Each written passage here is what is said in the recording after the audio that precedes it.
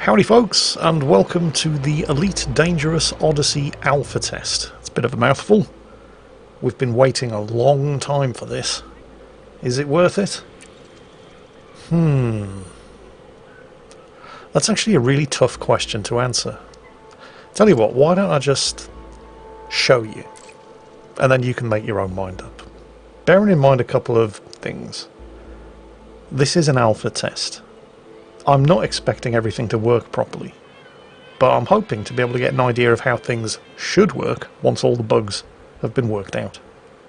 First things first, it is great to finally be able to get out of your ship and walk around in Elite, not just on the surface of planets, but also inside space stations, like this one, Armstrong's Legacy, which isn't actually a space station, it's a surface settlement, and it's where everybody starts off when they first create a commander and log into the alpha test. The alpha test is set within a closed system. The rest of the galaxy is permit locked. You can't leave it. In fact, you couldn't even if you tried, because in the first phase of the alpha test you don't have access to your own ships. All travel will be conducted via the Apex Interstellar Transit Service, which is basically a space taxi. I'll be talking more about the Apex Interstellar Transport Service later on, because it is one of the problems, not so much a problem in the game, but it's definitely a problem in the alpha test, because we are confined to just this one absolutely massive star system. But again, I'm getting kind of slightly ahead of myself. More on that later on. For now, we're just taking a look around Armstrong's Legacy. And the port facilities here are fairly representative of the facilities available whether you're on a planet-bound surface settlement, a orbital outpost, Coriolis station, Orbis station, whatever. They all tend to have more or less the same range of services available. There's the Apex Interstellar Transport Service. They all have a business that goes by the name of Frontline Solutions, but that's not actually active yet in the first phase of the alpha. Downstairs here in the lounge, for example, we're going to see a couple of others. I'm deliberately not talking to any of the mission givers yet. In the centre of the concourse is the bar, and the barman, how can I put this? If you need to sell stolen goods, the barman's the person to talk to. Into Astra here, again, not yet active in the alpha test, but this is where you will come to buy new ships. There's a little Easter egg there from the original Elite. Load new ship, Commander, yes or no. Hands up everybody who remembers that. So yeah, the Inter-Astra service is not yet available. Over here, Pioneer Supplies, this is where you buy weapons and equipment. Consumables, environment suits, guns. Let's take a quick look out of the window and actually see the settlement. Somebody else trying to recruit me for a mission there. Go away, woman. Not interested. Not yet. It is very nice. Fantastic view. Over here, past somebody else trying to get me to do some work for them, because I'm looking for help, is Vista Genomics.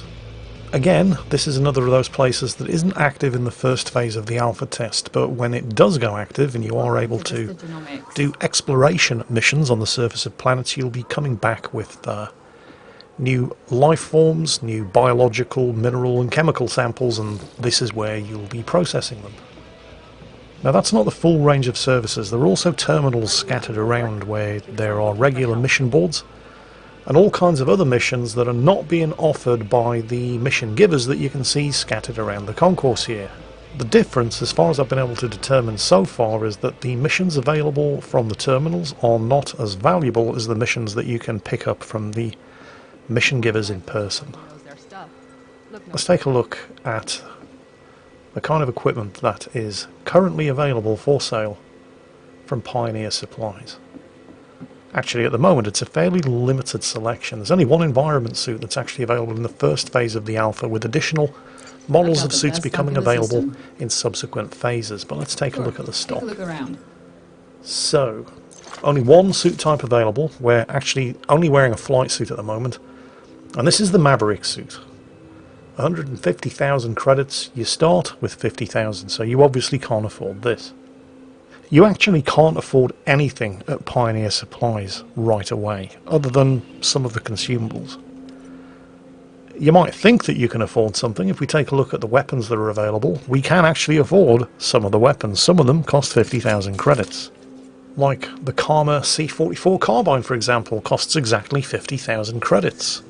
And we have exactly 50,000 credits, but if we were to spend all 50,000 on one of these carbines, we wouldn't have the 100 credits that we would have to pay in order to book a taxi to fly us to our first mission destination, where we could actually start earning money. So don't spend all of your money on one of these weapons, even if it looks like you can afford it. You need to earn some cash first. Oh yes, earning cash. That's where things start to get a little bit emotional here in the alpha test. So how do you earn cash? Well, you take on missions, you complete them, you hand them in, you get paid. Simple as that? Well, technically yes, but there's a whole mess of details in the complete the mission part. Taking the mission on is very, very easy. Handing the mission in is actually kind of tricky as well, for reasons which we'll go into later. But actually getting those missions completed, let me just put it this way. In fact, no. Let me just show you. So first of all, we need to find a mission giver, and we're going to take on a mission. How'd you feel about getting some target practice and earning credits at the same time? You realise I'm a noob, right? This sounds kind of dangerous. Oh, actually, threat level 0, harmless. Travel to some place, eliminate the occupants, return to the mission contact, and it pays nearly 600,000 credits. This is my kind of job. Check out the various different warnings. Yeah, that all seems fairly straightforward. Right. Remember, these are missions that they're handing out to noobs fresh off the banana boat who have literally just loaded into the game, but it was threat level 0. There were other mission givers showing missions that were coded red with a much higher threat level, so I'm obviously not going to accept those, but threat level 0, yeah, why not? To Apex Interstellar, the first step to everything. Good man, I would like to book a shuttle. And we are going to... oh, click here. Helpful, there we go. Note that it says distance 0.00 light years. I cannot begin to tell you just exactly how much of a massive whopping lie that is, and it's one of the major problems in the alpha test. But again, more on that later. First I have to figure out how to actually select my drop-off point. There are 3 potential drop-off points on this planet. That one indicated by the mission icon, and I just haven't quite yet figured out. There we go. Drop-off available. Book shuttle. Your shuttle is ready to depart. Thank you for choosing Apex Interstellar. If you're not sure where to go at this point, the elevators to the Apex Interstellar shuttle bays are almost always located just around the back of the Apex Interstellar desk. So we're going to take the elevator to the hangar, where our shuttle should be waiting for us. And there it is. A word on frame rates here, by the way. Now, I am playing at 4K, but I'm also playing at 4K on an RTX 3080 with 32 gigabytes of DDR4 RAM and a Ryzen 7 5800X CPU. So the fact that, well, in some places I'm seeing over 100 frames per second, but in others I'm seeing around about 20 frames per second, and this fact does indicate that there is still a hell of a lot of optimization to go. Dropping the resolution down to 1440p, however, sees consistently high frame rates of at least 80 frames per second throughout, so it's not great, but it's not bad either. But anyway, let's embark for our first mission. Now, we're in the cockpit of the Adder, but we're not in the pilot seat. Sit back, relax, and enjoy the journey. That's the pilot over there. It is basically a taxi service. Now, this is both a good thing and a bad thing, and I think, honestly, it's the nature of this alpha test that makes it a bad thing more than anything else. The good thing is that because you don't have to fly the ship, you can go AFK at this point. Just board the shuttle, and then go away and do whatever else it is that you need to do around the house. And when you come back, the shuttle should be landed on the landing pad at your destination, just waiting for you to disembark. This shuttle service also means, because it's actually very cheap, travelling anywhere in the same system will only ever cost you 100 credits, which means you don't need to be able to afford your own ship. And I'm pretty sure that this is deliberate. I'm given to believe that the developers intend for you to be able to play Elite once the Odyssey expansion goes live, and once you've bought it. They intend for you to be able to play Elite without ever actually owning a ship, and just doing ground missions and getting around using Apex Interstellar. Obviously the option to buy a ship and fly yourself around the galaxy is always going to be there, but you will not ever have to. The other benefit to flying with Apex Interstellar is that you'll never get interdicted. That's not something that you can ever be sure of if you're flying your own ship. If you ever go AFK while you're flying your own ship, you can expect to come back to find yourself floating in space with your cargo hatch shot off and all your cargo gone. That's not something that will ever happen if you're flying with Apex Interstellar. The downside to flying with Apex Interstellar is that it is really, really slow. You will always be able to get to where you're going faster if you're flying your own ship. And since in the alpha test there is no way of getting around other than by flying with Apex Interstellar, that's a particular problem. Because while the drop-off point for this particular mission is only 2,400 light seconds away, which is fairly standard in Elite when you're flying your own ship, this is definitely the exception rather than the rule. The system in which the alpha test takes place is absolutely huge, and it's more usual to find yourself having to travel 30,000 to 150,000 light seconds in Apex Interstellar, which is very slow, in order to get to your mission objective, which effectively means that for the purposes of playing the alpha test, each and every mission that you take effectively has anything between an 8 to 15 minute loading screen before you actually get to the mission destination. And don't forget, afterwards you have to make the same journey back. But since this, my very first mission, is taking place only a few thousand light seconds away, I'm there before too much time has elapsed. I disembark from the shuttle, it takes off, and I'm here on the surface. And the first thing I notice is that it is extremely cold, which means that this mission is now effectively on a timer, because the only thing that's keeping me alive is the power supply in the suit, and it's not going to last forever. But if I can get indoors, I should be able to warm up. And it's here where I start to run into the first of many problems trying to get my first mission complete in the Elite Odyssey alpha test. How do I get inside? How do I get that door open? Don't know. Let's check the controls. And weapons? No. Cooling? No. Driving? No. Hollow me? No. Oh, on foot. Okay. On foot controls. What have we got here? Interact, E. Secondary interact, F. Open item, wait, what? Oh, I'm dead. Somebody shot me. Okay. Well, in retrospect, considering that I was here to shoot people, I probably shouldn't have been surprised that I got shot while I had my face buried in a menu screen. So that one's on me. For future reference, figure out how everything works before you arrive at the mission location. So we're going to redeploy and we're going to try again. Well, not that mission. That mission's now failed and we have now lost reputation with the faction that gave it, so they'll be less keen to offer me future missions in the future. So we'll pick another mission. My second mission was located 35,000 light seconds away from the mission giver, so I had to sit through what was effectively an 8-minute loading screen in order to get here via Apex Interstellar, but here we are. Again, unsafe temperatures, so again, I'm kind of on a timer here. I have to restore power to this empty facility. They've given me a power regulator, so I need to find the power plant and insert the power regulator. Where's the power plant? Don't know. I guess we're going to look around, although with no power, maintenance panel. How do I get that open? Don't know. How do I get the door open? Don't know.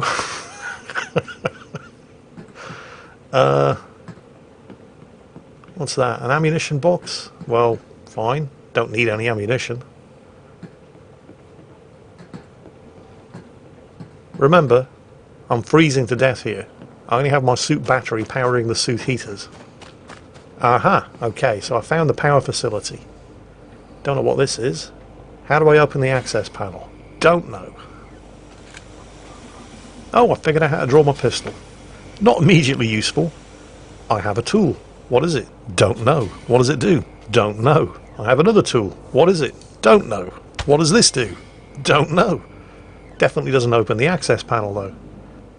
There's a lot that I don't know here, and because of course I'm living on borrowed time, because my suit battery is the only thing keeping me from freezing to death, I'd better start figuring out what it is that I'm supposed to be doing fast. There's another maintenance panel. How do I get that open? Don't know. Somebody's shooting at me. Why is he shooting at me? Don't know. And thus ended my second mission. Undaunted, I resolved to continue. This time, however, paying very, very careful attention to the mission briefings.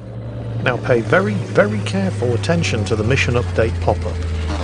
Find the Californian in an empty settlement. I deliberately picked a mission in an empty settlement that simply involved finding something, picking it up, and taking it home, because honestly, I'm only wearing a flight suit and I've got a pea shooter for a handgun. I'm starting to get very, very sick and tired of getting shot at and killed for no apparently good reason on what are supposed to be threat level 0 missions. But this, I was very careful to make sure, is an empty settlement.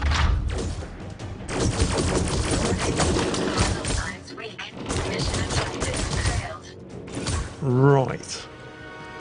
Call me a bluff old traditionalist, but I don't think that the words empty settlement and threat level 0 mean the same thing to frontier developments as they mean to the rest of the English-speaking world. This rather depressing pattern continued for most of the next 2 days, and it wasn't just because I'm crap. Although that was almost certainly a factor. Other people with far more experience of playing Elite than me were also finding it equally tough to even complete their first mission. After my first day, and I think 8 consecutive failed mission attempts, which doesn't sound like a lot, but remember, thanks to the Apex Interstellar taxi service, I had to sit through anything up to a 15-minute loading screen prior to failing each of these missions. So after spending 5 or 6 hours just failing to complete even the most basic mission, I gave up for the day and spent most of the evening watching other people with vastly more experience of playing Elite than I, also failing to complete any of these most basic missions. And their experiences seem to more or less be exactly the same as mine. Why is this guy shooting at me? Don't know. Why are there anybody in this empty settlement in the first place? Don't know. What does this tool do? Don't know. How do I get that door open? Don't know. How do I put this fire out? Don't know. It's just... yeah, it was all depressingly familiar. Nevertheless, I was learning things. I figured out why it was. You're going to love this one. Why it was I wasn't able to get any of those maintenance panels open. It turns out you need a tool that's known as the arc cutter. How do you get the arc cutter tool? Well, it's part of the Maverick environment suit. What, the one that costs 150,000 credits? Yes, that one. The one that you can't afford right at the start of the game. Yep, that's the one. Why is it giving you missions that require the use of an arc cutter tool before you can afford to buy the arc cutter tool? You have to complete the mission in order to be able to afford to buy the tool that you need in order to complete the mission. And here's the annoying thing. If you were to take a mission from one of the starport terminals, it would warn you that you need a cutter tool to complete the mission. So obviously, not having a cutter tool, you wouldn't accept that mission. What's this guy doing? It's an alpha test. You should expect bugs like this. This, I'm not concerned about. On the other hand, if you were to take a mission in person from one of the mission givers in the starport lobbies, they give you no such warning.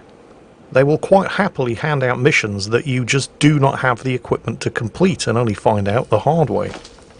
Anyway, I have been learning things though, usually the hard way, and once Commander Caligula here is finished with the terminal, I'll show you the sort of thing I'm talking about.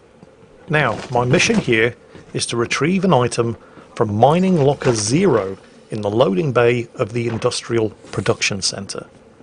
If you find one of these terminals, they'll not only tell you exactly where to go to find the mission objective, but if they have any kind of passcode associated with it, they'll show you that too.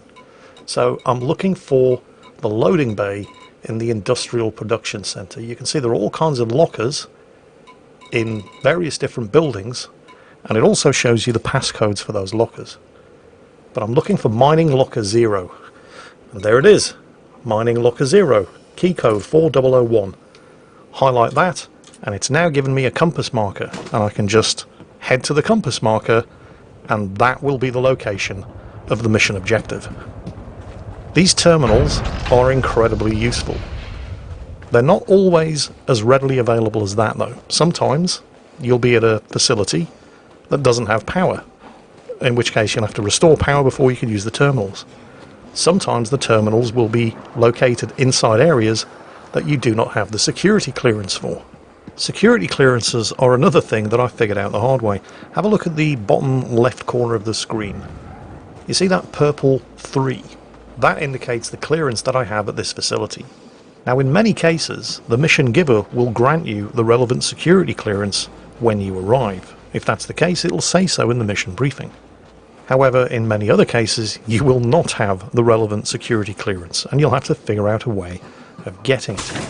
More on that later, but for now, I'm heading straight for mining locker 0, which has a key code of 4001. We learned all of this from the very helpful terminal that we were able to access on our way in, and here it is, mining locker 0. The keypad is unlocked, so why can't I use the keypad? Don't know.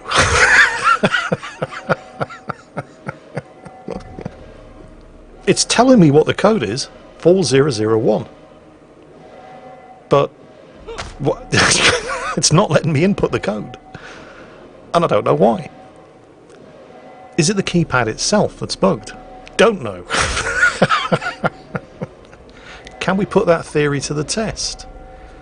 Well, okay, in the same room there's another container, and I can interact with that keypad. I don't know what the code for this container is, although I could probably find it if I could access the relevant terminal. So there's nothing wrong with accessing keypads in general, just the one keypad that I actually need to access in order to finally complete a mission. Went back to a terminal just to check I wasn't going crazy and noticed something very strange. Top right corner of the screen, mission objective. Mining locker 0 in the loading bay. And there it is, mining locker 0 with key code 4001, but it's not letting me in that locker. But when I use the terminal to check other buildings in the processing center, there's industrial locker 1, key code 7733, and that's got the blue mission objective icon next to it. Industrial locker 1, according to the terminal, mining locker 0, according to the mission objective. What's going on here? Don't know. But I do know I'm heading to processing to check out Industrial Locker 1. And here it is. And I can actually access this keypad. And it actually accepts the code. But here's the problem, and it's a different problem this time. Because I've been helping myself to all kinds of things, my inventory's full, and I can't actually pick up the mission objective. So how do I clear out my inventory? Don't know. Haven't got a clue. But hey, at least it's a different problem. I mean, I'm making progress, right? And then a bunch of people shot me and killed me.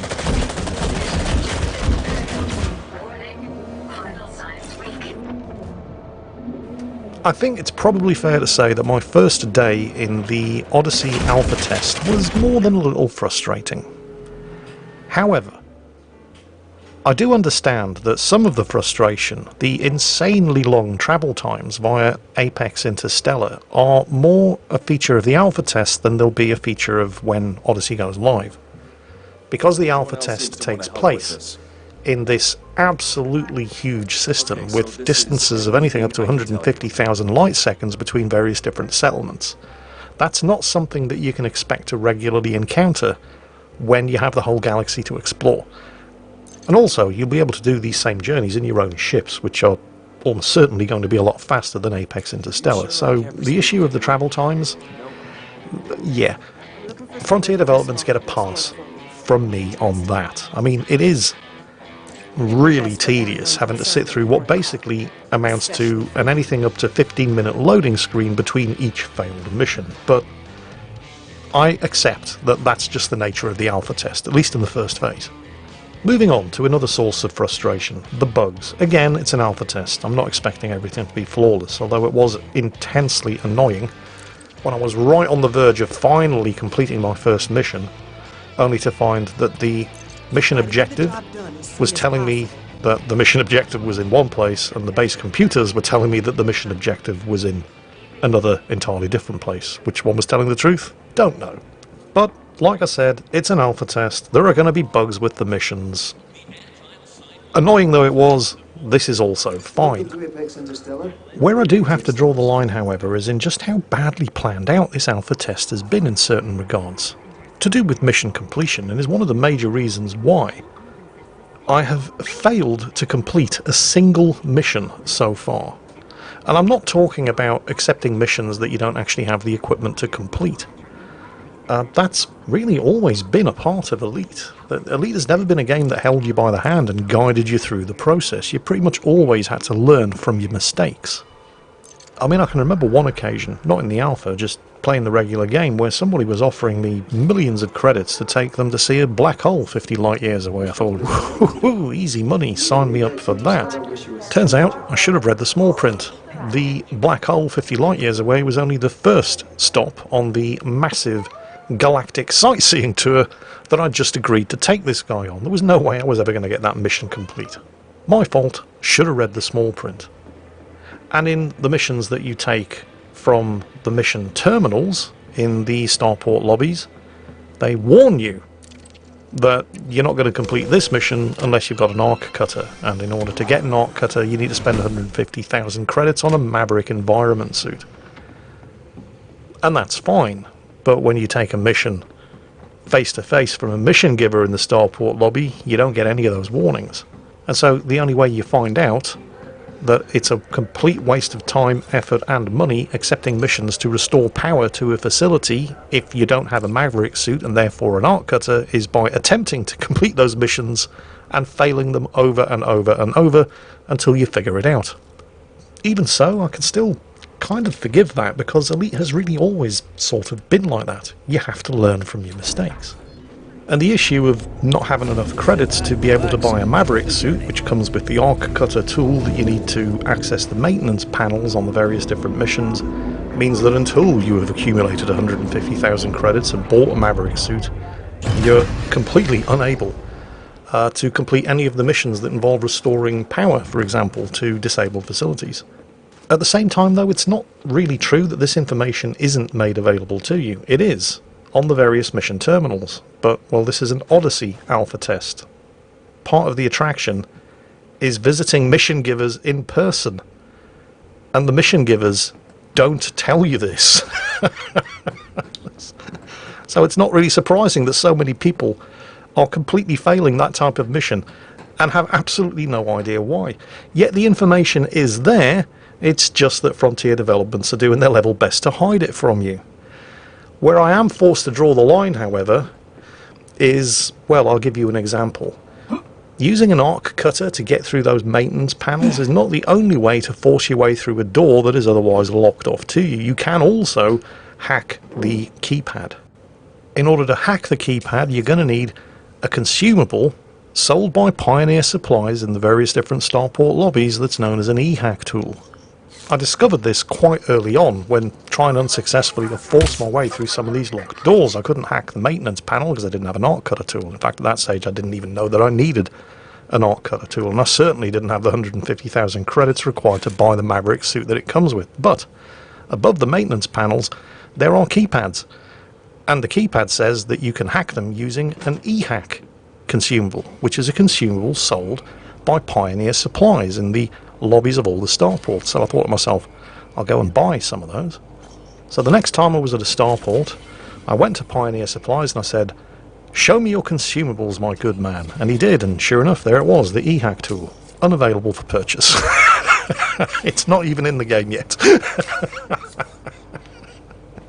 And as if that wasn't bad enough, whilst browsing the mission terminals, not speaking to the mission givers because they don't tell you anything, whilst browsing the mission terminals in the starport and looking at some of the lower paying missions, I noticed a whole bunch of missions that warned me that they required the use of an explorer suit. What's an explorer suit? That's a very good question, because the only suits that are being sold in Phase 1 of the alpha test are the Maverick suits that come with the arc cutters. The explorer suit isn't even scheduled to make an appearance in the alpha test until Phase 3. I can't help but feel that maybe not including missions that require the use of something that isn't even in the game yet might have been a better way of doing things. Bearing this and everything else that I've mentioned in mind, I don't really think it's all that surprising that so many people, including myself, are struggling so very, very hard to even complete their first mission in the first phase of this alpha test.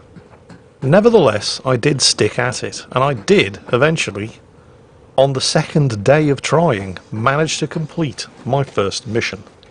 And I will be only too happy to share it with you in the next video. In the meantime, I do hope you've enjoyed watching me suffer for your entertainment for my first day and a half of playing through the Elite Odyssey alpha test.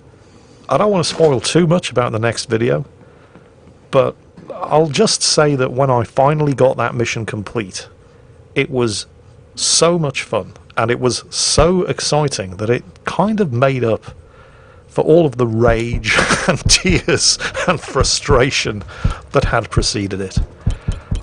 Whether or not you think it's going to be worth your time is of course entirely up to you. I can just show you my experience and you draw your own conclusions. But I hope you have enjoyed today's video, and I hope you're looking forward to the next one when I finally manage to get something done.